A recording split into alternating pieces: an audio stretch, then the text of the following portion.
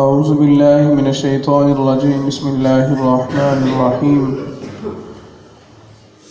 وَإِذَا تُتْلَى عَلَيْهِمْ آيَاتُنَا قَالُوا قَدْ سَمِعْنَا لَوْ نَشَاءُ لَقُلْنَا مِثْلَ هَذَا إِنْ هَذَا إِلَّا أَسَاطِيرُ الْأَوَّلِينَ۔ اور جب ان پر ہماری آیتیں تلاوت کی جائیں، ہماری آیتیں پڑھی جائیں تو کہتے ہیں ہاں ہم نے سنا، بے شک ہم سن چکے ہیں، اگر ہم چاہتے تو ہم بھی اسی کی مثل کہہ دیتے، اگر ہم چاہتے تو ہم بھی اس قرآن جیسا جو ہے وہ قرآن بنا کر پیش کر سکتے ہیں، ہم نے تمہارا قرآن سن لیا ہے اور اگر ہم چاہیں تو ہم بھی تمہارے قرآن جیسا جو ہے وہ کلام بنا سکتے ہیں۔ ان ھذا الا اساطیر الاولین، اور یہ تو نہیں ہے مگر گزرے ہوئے لوگوں کے قصے کہانیاں۔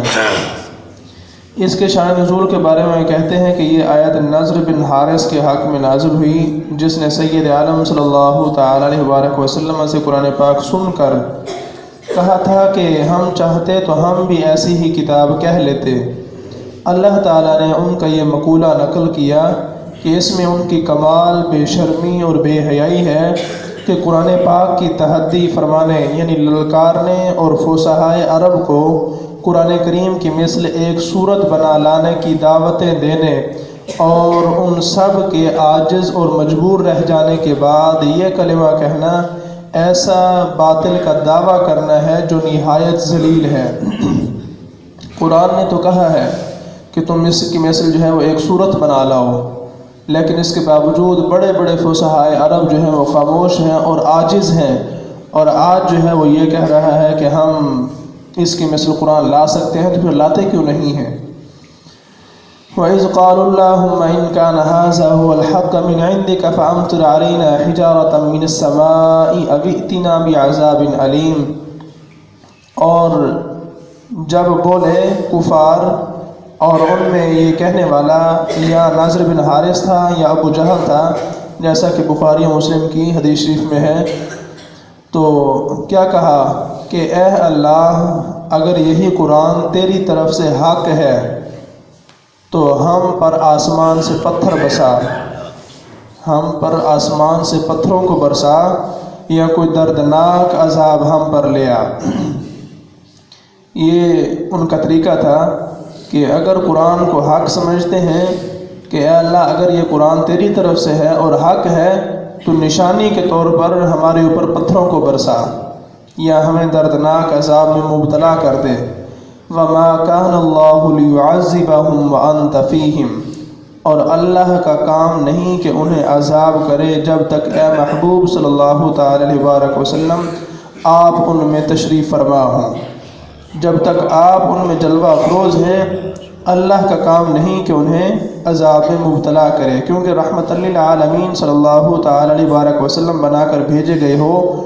سنت الہیہ یہ ہے کہ جب تک کسی قوم میں اس کے نبی موجود ہوں اور ان پر عام بربادی کا عذاب جو ہے وہ نازل نہیں کیا جاتا، نہیں بھیجا جاتا کہ جس سے سب کے سب لوگ ہلاک ہو جائیں اور کوئی بھی نہ بچے۔ ایک مفسرین کی جماعت کا یہ قول ہے کہ یہ آیت سید عالم صلی اللہ تعالی علیہ وآلہ وسلم پر اس وقت نازل ہوئی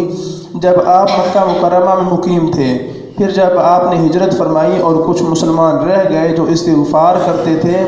تو وَمَا كَانَ اللَّهُ مُعَذِّبَهُمْ وَهُمْ يَسْتَغْفِرُونَ نازل ہوا، جس میں بتایا گیا کہ جب تک استغفار کرنے والے ایماندار موجود ہیں اس وقت تک بھی عذاب نہ آئے گا۔ پھر جب وہ حضرات بھی مدینہ طیبہ کو روانہ ہو گئے تو اللہ تعالیٰ نے فتح مکہ کا اذن عطا فرمایا، اور یہ عذاب جس کا وعدہ کیا گیا وہ آ گیا، جس کی نسبت اس آیت میں فرمایا گیا وَمَا لَهُمْ أَلَّا يُعَذِّبَهُمُ اللَّهُ، کہ انہیں یہ کون ہوتے ہیں، انہیں کیا ہے کہ اللہ ان کو عذاب میں مبتلا نہ کرے۔ محمد بن اسحاق نے کہا کہ ما کان اللہ لیعذبہم بھی کفار کا ہی مقولہ ہے، یہ بھی ان کی کہی ہوئی بات ہے جو ان سے حکایتاً نقل کیا گیا ہے۔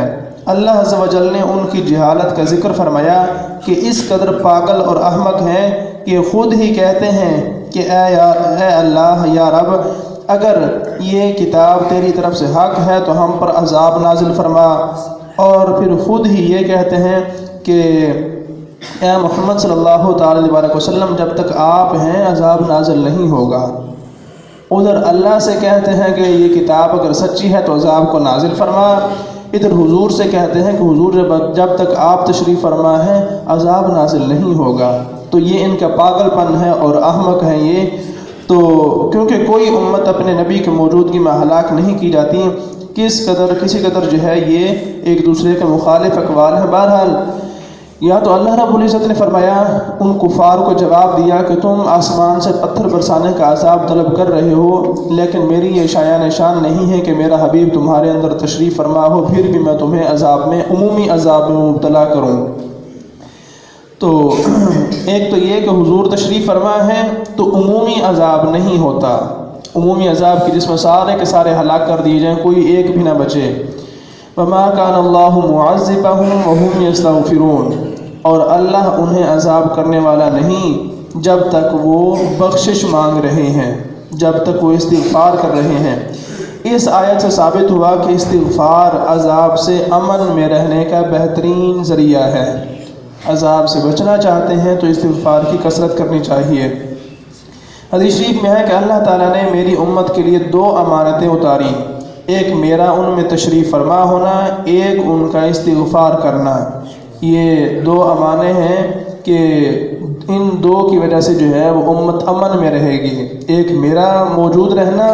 اور دوسرا استغفار کرنا۔ اور یاد رکھیں کہ حضور کی وجہ سے عمومی عذاب تو نازل نہیں ہو سکتا کہ پوری کائنات کو، پوری دنیا کو ہی ہلاک کر دیا جائے، یہ تو نہیں ہو سکتا، یہ اللہ کا فضل ہے۔ اور البتہ خصوصی طور پر، جزوی طور پر عذاب آ سکتا ہے۔ اتنے دلیر بھی نہیں ہونا چاہیے اس آیت کو دیکھ کر کہ بس جب حضور تشریف فرما ہے ہم جو مرضی کرتے رہیں اب کچھ بھی نہیں ہوگا، اتنی بھی چھٹی نہیں ہے۔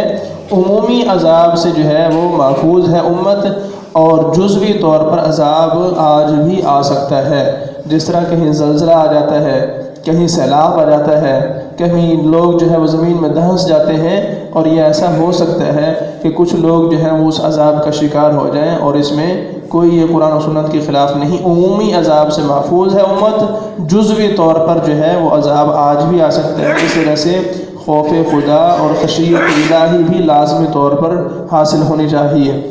وما لهم الا يعذبهم الله وهم يصدون عن المسجد الحرام وما كانوا اولیاءه، اور انہیں کیا ہے کہ اللہ انہیں عذاب نہ کرے، ان کی کیا اوقات ہے کہ اللہ ان کو عذاب میں مبتلا نہ کرے۔ وهم يصدون عن المسجد الحرام، حالانکہ یہ تو وہ بدبخت ہیں جو مسجد حرام سے روک رہے ہیں، اور مومنین کو طواف کعبہ کے لیے جو ہے وہ نہیں آنے دیتے، جیسا کہ واقعہ حدیبیہ کے سال حضور کو اور حضور کے صحابہ کو جو ہے وہ روکا گیا۔ وما كانوا اولیاء، اور وہ اس کے متولی نہیں ہو سکتے، وہ اس کے متولی نہیں ہیں، وہ اس کے اہل ہی نہیں ہیں، اور کعبہ کے امور میں تصرف اور انتظام کا کوئی اختیار نہیں رکھتے کیونکہ وہ مشرک ہیں۔ ان اولیاءہ الا المتقون ولکن اکثرهم لا يعلمون، اس کے اولیاء، اس کے متولی تو پرہیزگار ہی ہیں، اور مگر ان میں سے اکثر کو علم ہی نہیں ہے۔ تو اس وجہ سے مساجد کے منتظمین، جو متولی ہیں، اولیاء اہل ہیں، ان کا بھی نیک اور پرہیزگار ہونا ضروری ہے کہ مسجد کا متولی، مسجد کی انتظامیہ وہی لوگ بنے، کوشش کرے جو نماز بھی پڑھتے ہوں۔ اکثر مساجد میں دیکھا گیا ہے کہ متولی صاحب وہ ہیں جو نماز کے قریب ہی نہیں جاتے، انتظامیہ وہ ہیں جناب نماز کی فکر ہی نہیں ہے، لیکن انتظامیہ ہے ہفتے بعد پہنچانا ہے جناب چندہ وصول کرنے کے لیے، اور وہ صرف انتظام کی حد تک ہے، جہاں بھی انتظامیہ ہے لہٰذا چندہ جو ہے وصول کر کے واپس۔ تو مسجد کا متولی ہونا، انتظامیہ ہونا، یہ پرہیزگار لوگوں کا کام ہے، جن کو نماز کی فکر ہو، جن کو آخرت کی فکر ہو۔ ظاہری بات ہے جن کو آخرت کی فکر ہوگی وہی مخلص ہو کر جو ہے وہ مساجد کا انتظام صحیح انداز سے سنبھالیں گے، اور جو نہ نماز پڑھتے ہوں، نہ دین کے مطابق ان کی کوئی زندگی ہو، بالکل دلیر قسم کے لوگ ہوں، گناہوں پر جری ہوں، تو ان کو کیا فکر مسجد کی، مسجد کے معاملات کی۔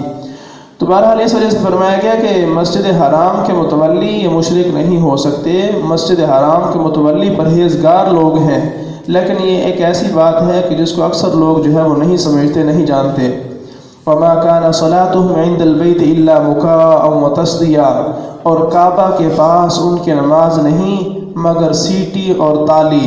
یعنی نماز کی جگہ سیٹی اور تالی بجاتے ہیں۔ حضرت ابن عباس رضی اللہ تعالیٰ عنہما نے فرمایا کہ قریش ننگے ہو کر خانہ کعبہ کا طواف کرتے تھے اور سیٹیاں اور تالیاں بجاتے تھے، اور یہ فعل ان کا یا تو اس عقیدے کی بنا پر تھا کہ سیٹی اور تالی بجانا عبادت ہے، یا اس شرارت سے کہ ان کے اس شور سے حضور کو نماز میں پریشانی لاحق ہو۔ یہ ان کے دو مقاصد ہو سکتے ہیں، یا تو عقیدے کی خرابی یا صرف حضور کو پریشان کرنا ان کا مقصد تھا۔ فذوقوا العذاب بما کنتم تکفرون، تو اب عذاب چکھو قتل کا اور قید کا بدر میں جو انہیں پہنچا، اب عذاب چکھو بدلہ اپنے کفر کا، جو تم کفر کرتے رہے ہو اس کفر کا عذاب جو ہے اب تمہیں چکھنا